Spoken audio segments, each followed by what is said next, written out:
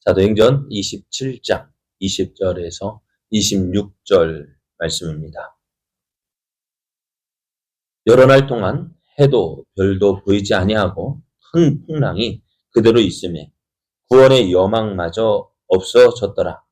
여러 사람이 오래 먹지 못하였음에 바울이 가운데 서서 말하되, 여러분이여, 내 말을 듣고 글에 대해서 떠나지 아니하여 이 타격과 손상을 면하였더라면 좋을 뻔하였느니라. 내가 너희를 권하노니 이제는 안심하라. 너희 중 아무도 생명에는 아무런 손상이 없겠고 오직 배뿐이리라. 내가 속한 바 곧 내가 섬기는 하나님의 사자가 어젯밤에 내 곁에 서서 말하되, 바울아, 두려워하지 말라.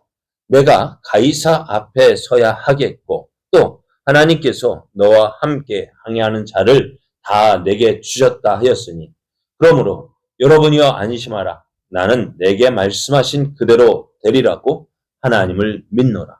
그런즉 우리가 반드시 한 섬에 걸리리라 하더라.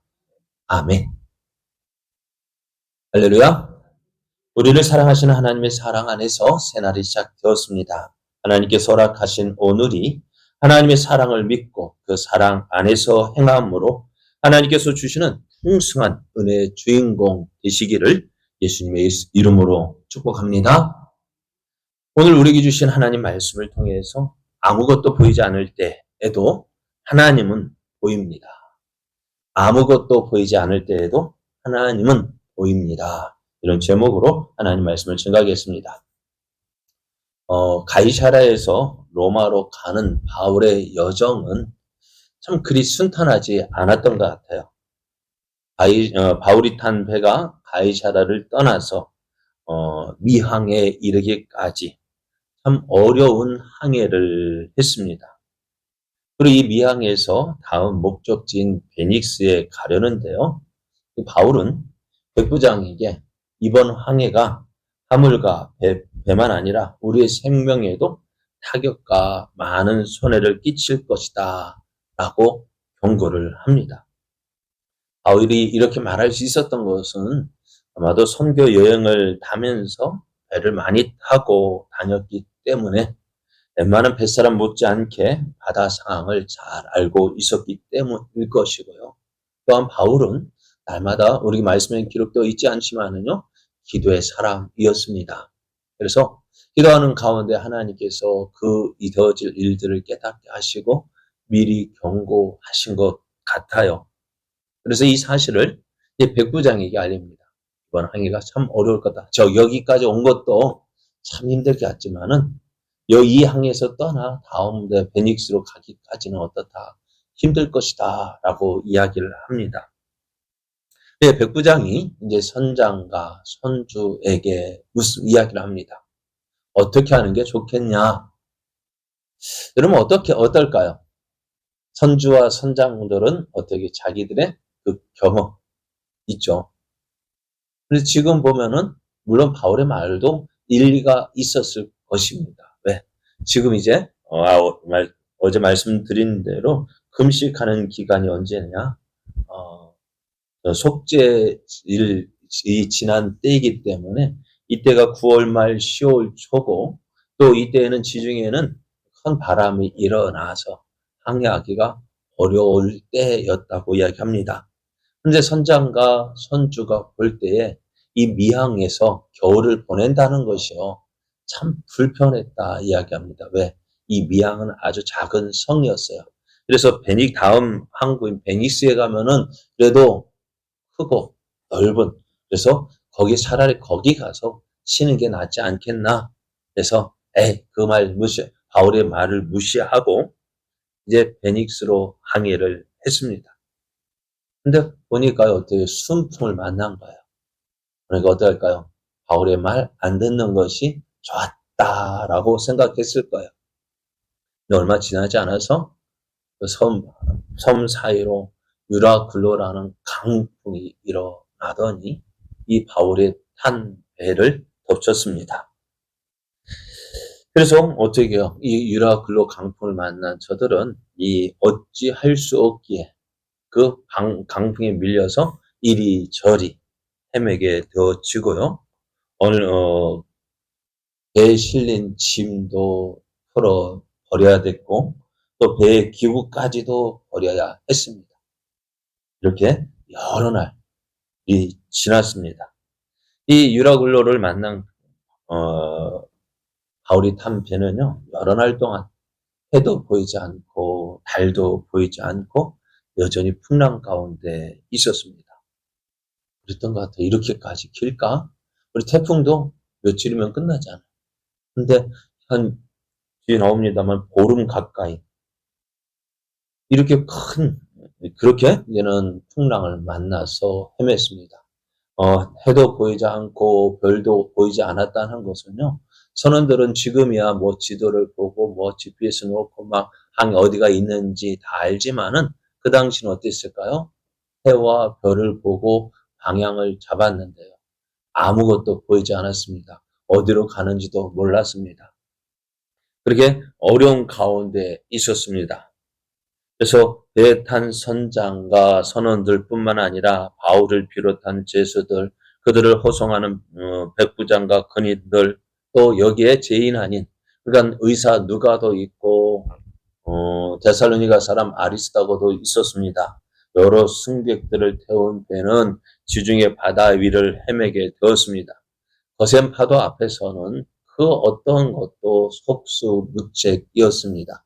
백부장, 힘을 가졌다 하는 백부장도요, 이 바다의 풍랑 앞에서 아무런 힘도 발휘하지 못합니다. 선주와 선장들, 그들의 아무리 경험이 많다 할지라도 어떻게 해요? 이 풍랑에서 벗어날 수가 없었습니다.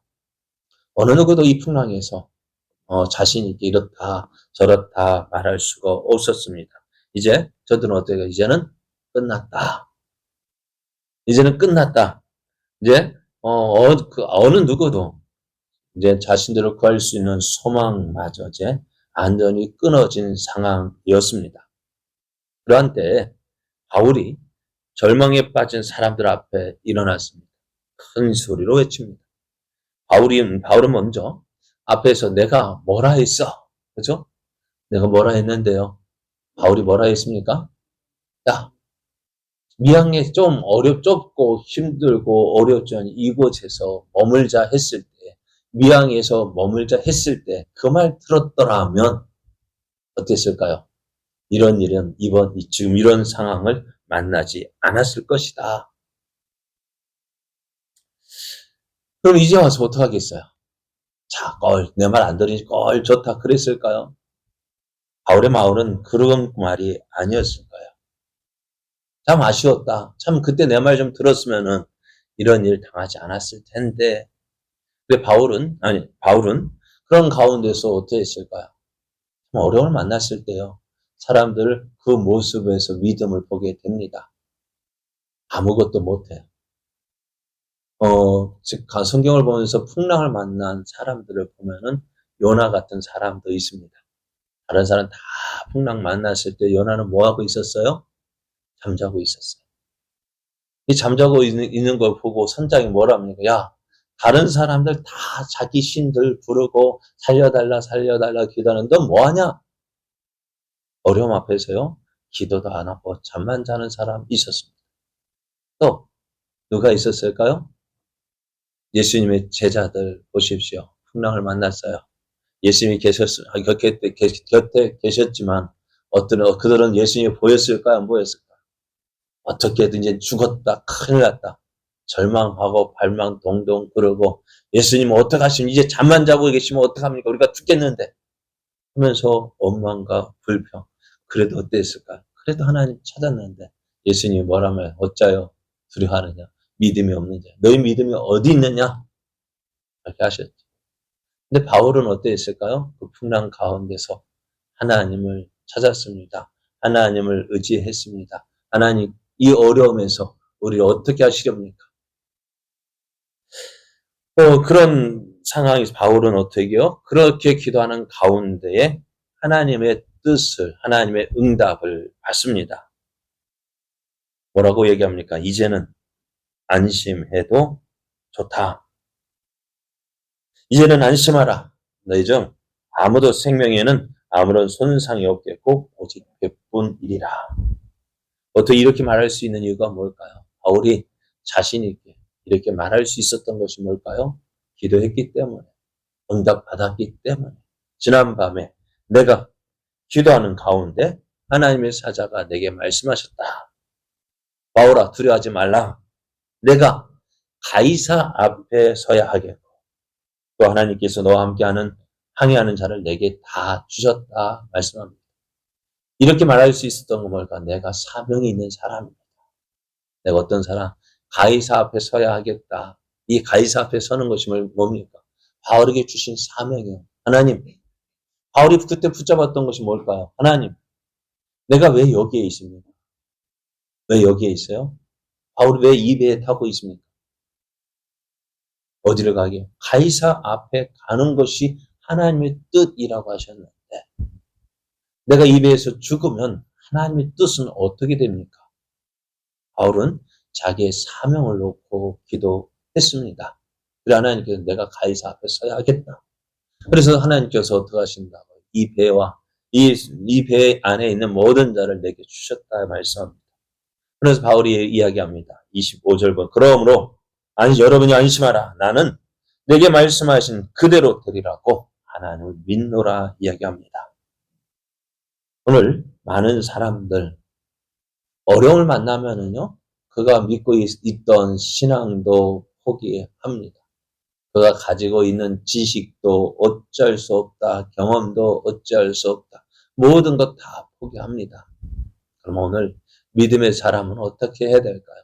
믿음의 사람도요 어려움을 만납니다. 힘든 일 만납니다. 사명을 가졌다고 해서 그 사명이 있기 때문에 어려움을 안 만나는 거 아닙니다. 바울도 사명이 있지만 어려움을 만났습니다. 그러나 그 어려움 가운데서 무엇을 보느냐가 중요합니다.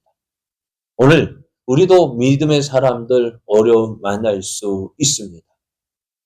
이스라엘 백성이 애굽에서 나와서 어디로 가기로 약속받았습니까? 젖과 꿀이 흐르는 가나안 땅으로 가는 그 땅을 주리라는 약속을 받았습니다. 그러나 그 가는 길이 쉽지만은 않았습니다. 그렇죠? 홍해를 만났습니다. 뒤쫓아오는 애굽 군대를 만났습니다. 물이 떨어지고 물을 만났지만 쓴물을 만났습니다. 가지고 있던 모든 것 다 떨어졌습니다. 그때마다 하나님 어떻게 하셔? 그들을 버리지 않으셨어요. 그렇게 어려움 없이 갈 수 있었습니다. 그럼에도 하나님은 이스라엘 백성을 왜 어렵게 힘들게 그 강약길로 몰았을까요? 다른 거 아니에요. 너 나 믿고 의지해. 그래 하면 어떻게 해요? 그 강약길이 힘든 길이었지만은 어쩌면 가까운 길도 있었다 했어요. 해변길로 가면은 불과 보름이면 갈 수 있었던 길이에요. 며칠 안 걸렸어요. 그런데도 어떻게 이 강약길로 가신 이유는 뭐예요? 큰일 피해서 가게 하시는 거예요. 왜요?